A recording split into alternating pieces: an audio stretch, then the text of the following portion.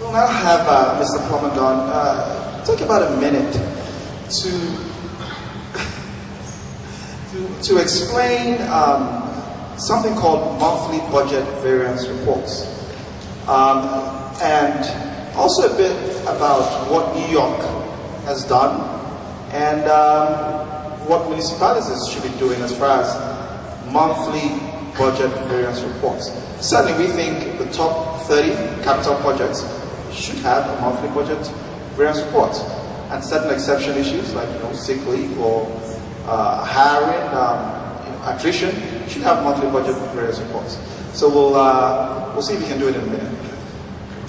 Well, let me just, I may be just a little bit over that. Let me just boil this down quickly so you understand how many governments, and certainly municipalities, the City of Ottawa, budgets.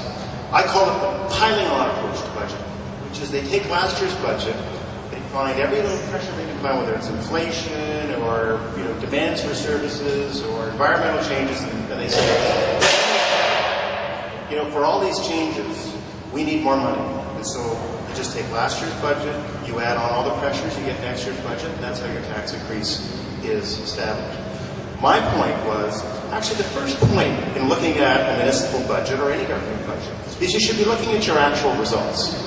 Compare your actual to your budget. Find out are you over budget? Are you under budget? What does that teach you about the budget? Are there opportunities for savings? Because governments are very reluctant, government workers or bureaucrats are very reluctant to give back their budgets and not spend them. They like to consume them. So let's analyze the budget. Now, if you took just the end of the year to analyze the budget, you just said, well, go away for a year and we'll see how you've done relative to the annual budget. You've lost many opportunities for insight. And so the budget gets consumed and they say, yeah, we used the whole budget, we need more. But if you do as Ade is talking about, in producing a monthly financial statement, the government of Canada produces a monthly financial statement. They show where their revenues and expenses are. Provincial governments could do the same, municipalities could do the same, but they don't. And you looked at what they spent on a monthly basis, on a year-to-date basis, compared with what they spent last year, compared with their current year budget. You look for pluses and minuses, and you might say, hey, there's actually some savings here that we can realize because we've been more efficient or because there's something that we're not doing. And when you see those opportunities for saving, you lock them in. And you say, great, your budget's now adjusted, and next year your budget's going to be higher because maybe there's actually some pressures that are not in your budget, and you've demonstrated that you need more money. But conversely, and this happens more often than not, they haven't used all their money, and you can reduce their budget for the next year. If you reduce their budget for the next year, you deal with some of the pressures, and taxes can be lowered. Without the information, without that tool being used, you're operating in the dark. Thank you. And the reason why that question is important is that we believe that municipalities need to view money management as the #1 priority. Some of us sometimes feel they spend more time, municipalities, discussing should we have a Shannon Tweed Day than what is being done with our money. But thank you, Mr. Plamondon, for that response.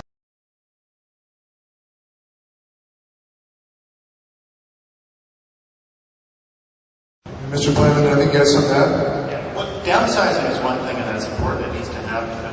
You were talking about incompetence, and it seems to me that when it's discovered, unless it's gross malfeasance and fraud, even then, at the federal level, it's very. It seems that incompetence or extremely bad conduct is not punished. I'm actually impressed with what I've seen in the City of Ottawa. I can think of up to 10 people, senior public servants, who were not doing the job and who were dismissed with a package. They may have got a year and a half, but at least they bit the bullet and said this person is not leading properly, whether they misled council about sewer spills.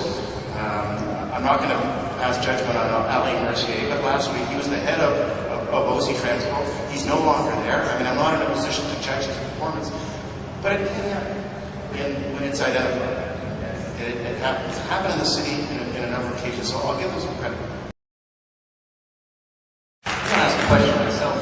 Maybe Bob Plamondon, could you address your thoughts on recall legislation for various levels of government? that's a very interesting question. We've had some examples of that, of not recall the politicians, recall policy. I'm thinking about in British Columbia, where their government, I think, rather boldly and correctly, decided to replace the single-stage retail provincial sales tax with an HST. It was a tax that's more efficient, that's more neutral, it's less susceptible to abuse. I mean, there's no tax really that we're going to like, but if we're going to have a tax, we better have one that extracts the money with the least amount of pain that's possible to us personally and professionally in business. Now, it was unpopular, and that led to major complaints and a campaign against it, and ultimately, through legislation in British Columbia, they were able to hold a referendum on it. And in that referendum, the people spoke up. The people said, we didn't like this. And I think, if I look at it, going back to your point, I think the reason why people didn't like it is because it came to them as a surprise, as a shock. This was not, the government had not sought a mandate to do this. The same way that McGuinty had not sought a mandate to change the HST. I happen to think it was a very good policy. I would rather have the government live or die by the decisions that it takes, and for us to determine every 4 years, or more often than that, whether we believe that they have the judgment and the wisdom, and they have our best interests at heart, and to judge them at that point in time, rather than to tell them, no, we actually want politics to be turned into either a popularity contest or a survey or a poll. I would rather have my politicians and my leaders know more about the issues than me because they've studied them. I would rather them do what they think is right, not just for today, not just for the next election, but for the next generation, because if that was the case, we would never have had a GST in Canada. Which politician is going to take a risk on something like that if they think that they're going to get recalled before their policies at least have had a chance to for implementation? So I'm more supportive of term limits than I am of recall, but I don't think that it's consistent with our British parliamentary democracy traditions, both for politicians or for policy.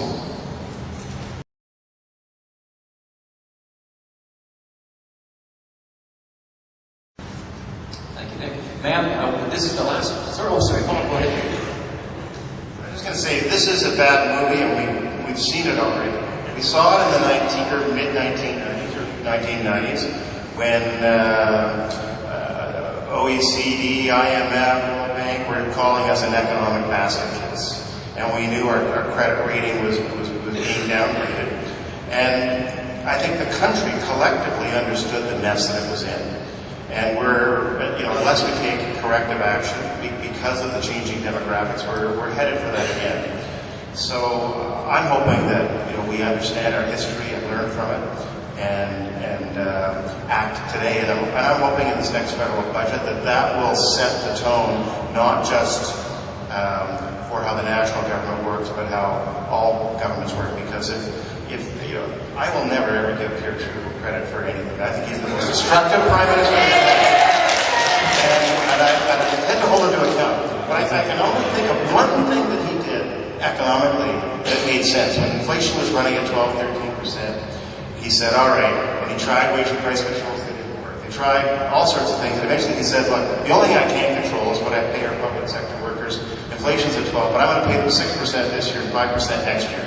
And within months, that set the benchmark and the standard, and the entirety, all the provincial governments, municipal governments, they all followed suit.